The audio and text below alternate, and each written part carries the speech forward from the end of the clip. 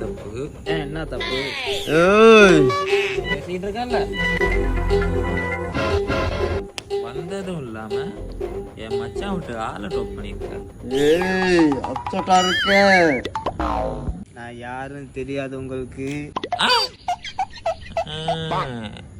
என்ன எம்பி அர்ஜுனோட தம்பியா நீ?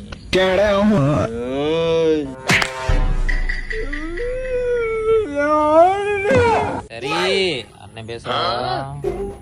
அண்ணன் யாருன்னு தெரியாது உனக்கு. அண்ணன் யாருன்னு தெரிஞ்சுக்கிறது அப்புறம் இருக்கட்டும், பின்னால ஒருத்தர் வரைஞ்சிருக்கானே.